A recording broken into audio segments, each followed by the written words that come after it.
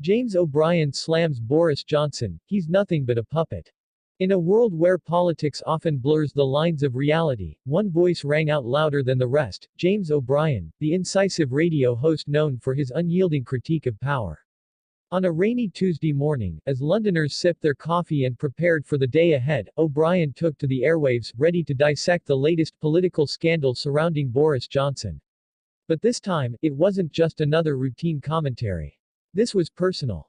As the clock struck 9, the familiar theme music faded, and O'Brien's voice cut through the static. Today, we dive into the murky waters of political puppetry, he declared, setting the tone for what was to come. With a keen eye for detail, he began to unravel the intricate web of Boris Johnson's recent decisions, hinting at a shadowy influence that seemed to pull the strings behind the scenes. Is Boris Johnson truly a leader, or has he become nothing more than a puppet?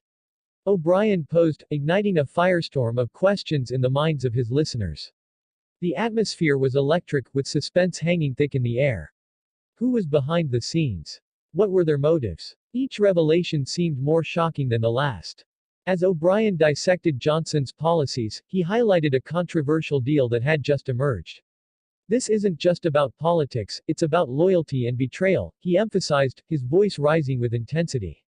He painted a vivid picture of clandestine meetings and hidden agendas, suggesting that Johnson's decisions were being orchestrated by unseen hands.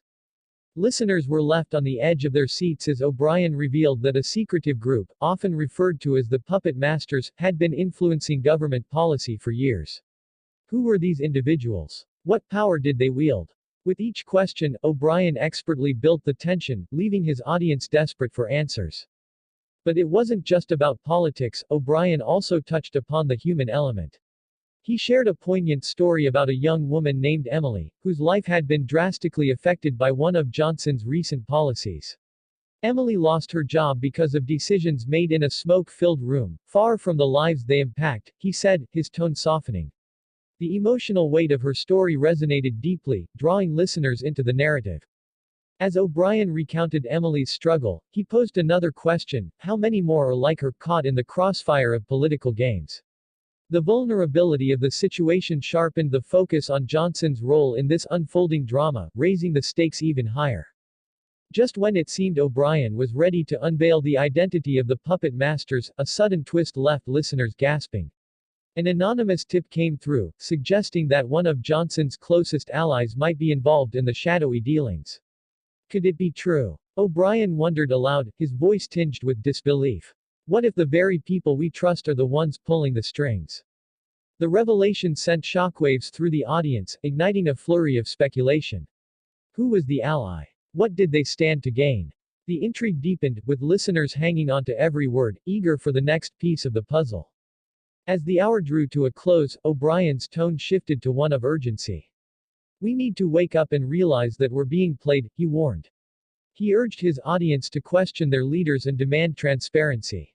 This isn't just about Boris, it's about all of us, he concluded, creating an atmosphere of collective responsibility. But as he prepared to sign off, he hinted at a shocking connection between the Puppet Masters and the royal family. What if I told you that some of these figures have ties to the very heart of the monarchy? The implication hung in the air like a heavy fog, prompting gasps from his audience. Could the royal family be entangled in this political puppet show? With a final flourish, O'Brien left his listeners craving more.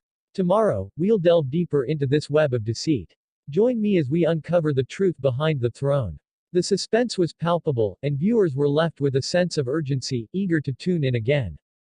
As the show wrapped up, one thing was clear: James O'Brien had not only challenged Boris Johnson but had ignited a firestorm of curiosity that would leave his audience pondering the complexities of power and loyalty long after the broadcast ended.